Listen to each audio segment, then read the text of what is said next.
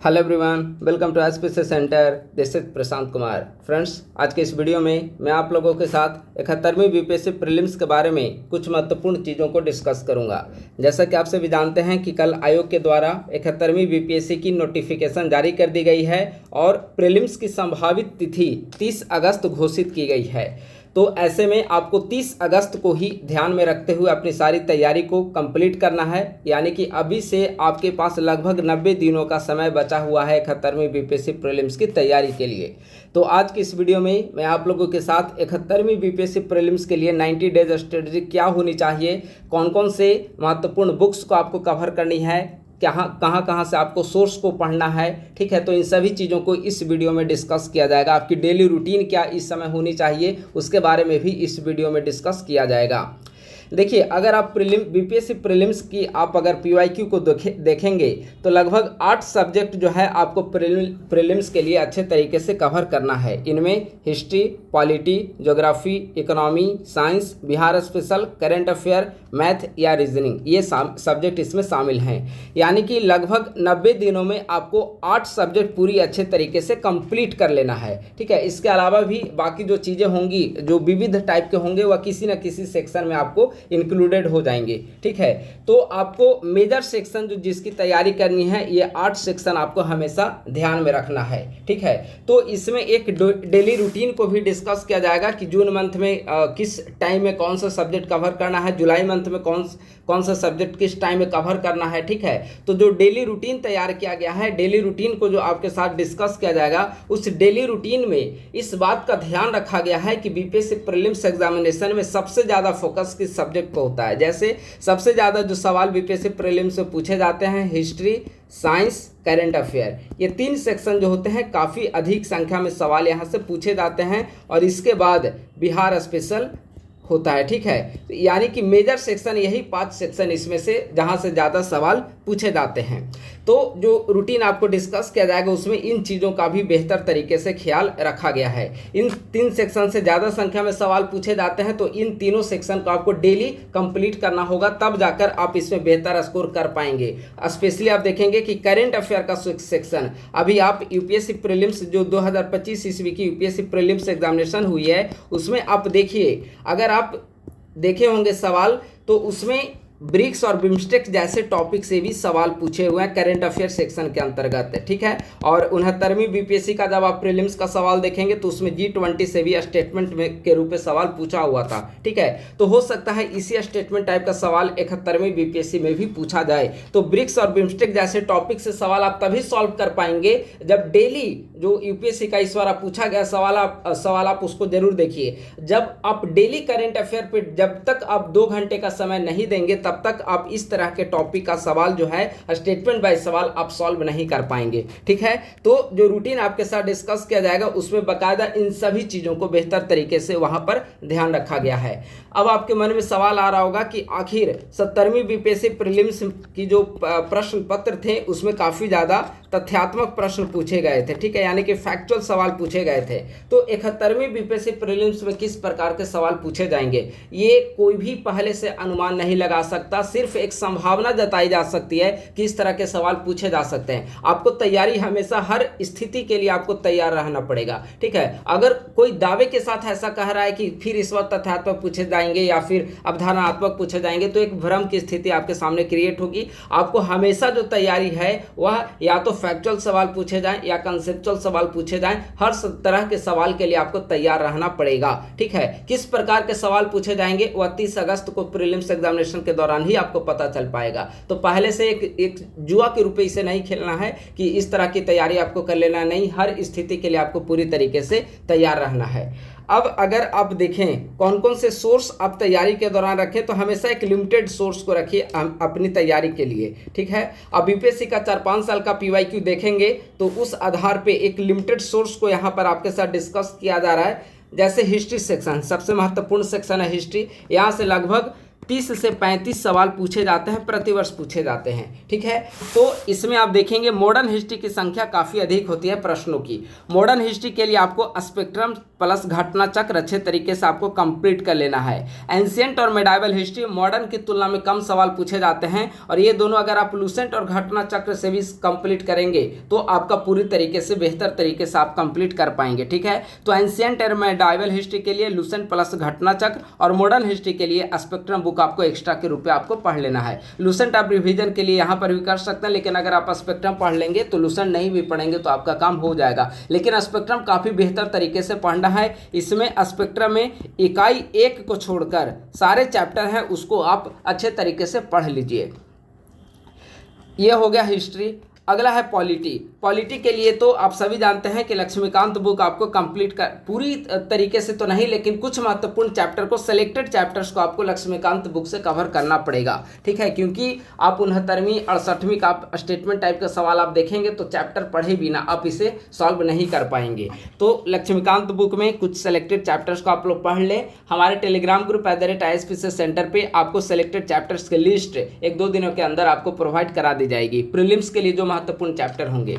इसके अलावा पॉलिटिकल घटना चक्र से आप सवाल को सॉल्व कर लीजिए। देखिए, सवाल सॉल्व करने के लिए घटना चक्र दृष्टि एनसीईआरटी के शॉर्ट जो क्वेश्चन वाला आया है मार्केट में उन सभी को सॉल्व कर सकते हैं। एमसीक्यू जितना ज़्यादा से ज़्यादा आप सॉल्व करना चाहें उतना आप उसे सॉल्व करिए, क्योंकि एग्जामिनेशन जब आप प्रीलिम्स के एग्जामिनेशन में देंगे, इस बात पर आप प्रीलिम्स एग्जामिनेशन बिल्कुल निर्भर नहीं करता है कि आपने कितनी बुक को पढ़ा है, आपने कितना बेहतर तरीके से पढ़ा है, बल्कि इस बात पर निर्भर करता है कि आपने एमसीक्यू को कितना ज़्यादा से ज़्यादा सॉल्व किया है। ठीक है, तो प्रीलिम्स एग्जामिनेशन से पहले मैक्सिमम आप जितना समय दे पाएँ एमसीक्यू पर उसको आप सॉल्व करिए। एमसीक्यू सॉल्व करने से एलिमिनेशन मेथड के जरिए आप एमसीक्यू का जो एक रियल आंसर होता है वहां तक पहुंचने में आपको सहूलियत होगी। ठीक है, तो एक अपनी रूटीन में एक टाइम सेट कर लीजिए कि हमेशा पर डे आपको 2 घंटे का समय, चूंकि अब 90 दिनों का समय बचा हुआ है, 90 दिन में लगभग 60 दिन का समय आपको एमसीक्यू सॉल्व करने पर लगाइए। बाकी जो रेस्ट 30 डेज बचेंगे,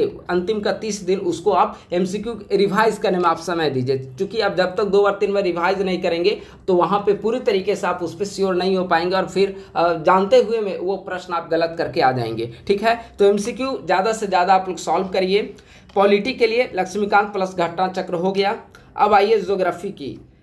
भूगोल में आप देखेंगे तो 11th क्लास के एनसीईआरटी दोनों सेक्शन को आप उसे कंप्लीट कर लीजिए। अगर आप एनसीईआरटी पढ़ने में खुद को सहज महसूस नहीं करते हैं तो दृष्टि की क्विक बुक जो है उसे आप पढ़ सकते हैं। प्लस में आप लूसेंट को अच्छे तरीके से सॉल्व कर लीजिए। इकोनॉमी के लिए लूसेंट प्लस क्लास 11th की एनसीईआरटी काफ़ी महत्वपूर्ण है। क्लास 11th की एनसीईआरटी एक कंसेप्चुअल बहुत बेहतर तरीके से इंडियन इकोनॉमी का किस प्रकार से विकास हो रहा है, स्वतंत्रता के पूर्व इकोनॉमी से लेकर स्वतंत्रता के बाद की इकोनॉमी, फिर 1990 में एलपीजी पॉलिसी, उसके बाद किस प्रकार से उसका प्रभाव पड़ रहा है। ठीक है, तो क्लास 11th के एनसीईआरटी प्लस लूसेंट आप लोग पढ़ लें। लूसेंट से कुछ महत्वपूर्ण जो फैक्ट्स हैं वह आपको वहां मिल जाएंगे और आप उसे याद कर लीजिए। बजट और इकोनॉमिक सर्वे इकोनॉमी का एक महत्वपूर्ण सेक्शन होता है। प्रतिवर्ष यहाँ से भी 4, 5, 6, 7 सवाल पूछ लिए जाते हैं।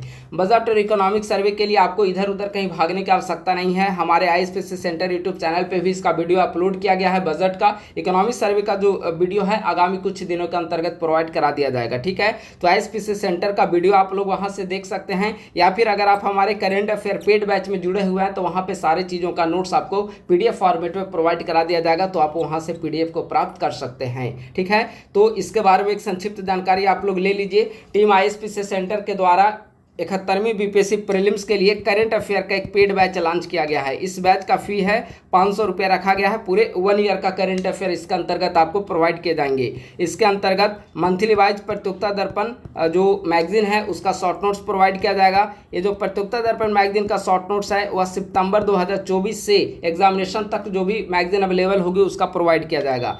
बिहार करंट अफेयर भी सितंबर 2024 से प्रोवाइड किया जाएगा। विजन IAS का नोट्स कुछ महत्वपूर्ण इसके सेक्शन होते हैं वो प्रीलिम्स के लिए इंपॉर्टेंट होते हैं। ठीक है, हर एक सेक्शन तो इंपॉर्टेंट नहीं होता प्रीलिम्स के लिए, लेकिन कुछ मेजर सेक्शन वहाँ के लिए इंपॉर्टेंट होते हैं। तो विजन IAS भी जनवरी 2025 से प्रोवाइड किया जाएगा इसके शॉर्ट नोट्स, प्लस में परीक्षा मंथन मैगजीन की भी शॉर्ट नोट्स प्रोवाइड की जाएगी। ठीक है, इसके अलावा बजट हो गया, इकोनॉमिक सर्वे हो गया, और संभवतः बिहार स्पेशल का भी हम लोग कुछ कंटेंट इससे प्रोवाइड करेंगे। अभी इस पर वर्क चल रहा है, ठीक है। तो इसमें थोड़ा दिन अभी डिले हो सकता है, अभी ऐसे भी प्रीलिम्स में 90 दिनों का समय बचा हुआ है। लेकिन पीडी, बिहार करंट, ये सब सारी चीज़ें जो है आपको ग्रुप पे प्रोवाइड करा दी गई है। अभी तक का अपडेटेड ये सारे नोट्स प्रोवाइड करा दिए गए हैं। अगले सप्ताह 10 जून के आसपास विजन आईएएस का भी जनवरी, फरवरी और मार्च का नोट्स आपको ग्रुप में दे दिए जाएंगे, ठीक है। तो आप पेड बैच में अगर ऐड होते हैं, जुड़ते हैं, तो सारे कंटेंट जो है यहाँ पर पीडीएफ फॉर्मेट में आपको मिलता रहेगा। पेड बैच में जुड़ने के लिए आप लोग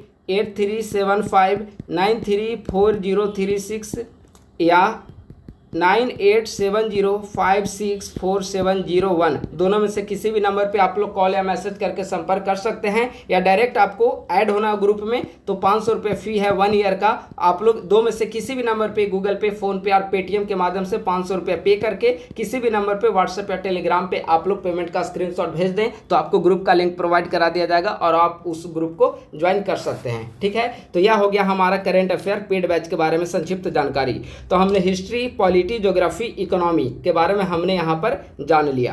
अब आइए साइंस। सबसे दिक्कत का जो सब्जेक्ट है आर्ट्स, स्पेशली वैसे अभ्यर्थी जिनका आर्ट्स रहा है बैकग्राउंड के रूप में, वे साइंस में खुद को सहज महसूस नहीं करते हैं। लेकिन साइंस के लिए पहली बात तो आपको घटना चक्र से एमसीक्यू अच्छे तरीके से सॉल्व कर लेना है। प्लस में या तो आप लूसेंट साइंस सॉल्व पढ़ ले अच्छे तरीके से, या फिर एनसीईआरटी क्लास 6 से लेकर 10th तक का आप पढ़ लें, ठीक है। कई ऐसे भी अभ्यर्थी हैं जिनको एनसीईआरटी पढ़ने में वो खुद को सहज महसूस नहीं करते हैं, स्पेशली साइंस सब्जेक्ट का। तो लूसेंट का साइंस प्लस में घटना चक्र आप उसे सॉल्व कर लें।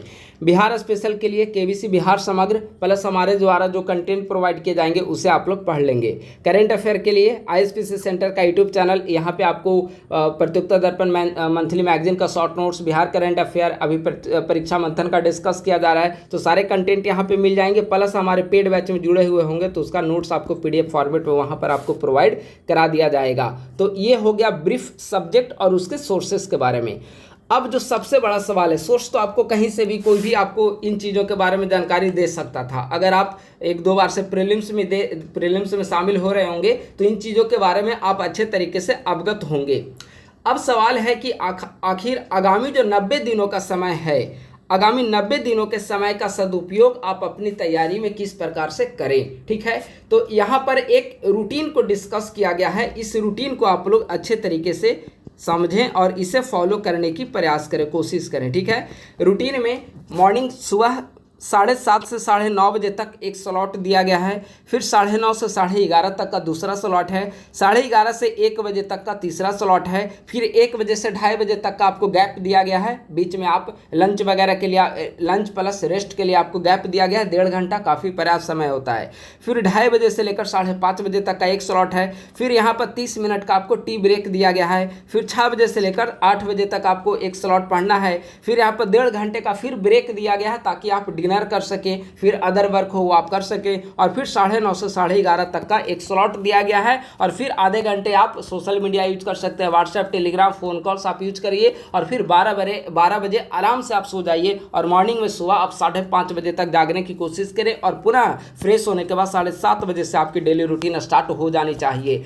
चूंकि अब 90 दिनों का समय है तो आप एक्सपेरिमेंट में अपने समय व्यतीत नहीं कर सकते हैं। इस रूटीन को बेहतर तरीके से फॉलो करिए, और एक काफ़ी इसमें हर एक चीज़ का ध्यान रखा गया इस रूटीन के अंतर्गत, और इस रूटीन के अंतर्गत आप फॉलो करते हैं तो हर एक सब्जेक्ट आपका काफ़ी सिस्टमैटिक तरीके से यहाँ पर आपका कंप्लीट हो जाएगा, ठीक है। और ये काफ़ी रिजिड भी नहीं है, ऐसा नहीं है कि ये काफ़ी रिजिड रूटीन है, ठीक है। यहाँ पर लंच का टाइम हो, डिनर का टाइम हो, टी ब्रेक हो, हर एक चीज़ का यहाँ पर ध्यान रखा गया है। अब आइए हम लोग संक्षिप्त रूप में थोड़ा रूटीन को समझे। टाइम टेबल तो हम लोग समझ लिए, अब रूटीन को देखते हैं।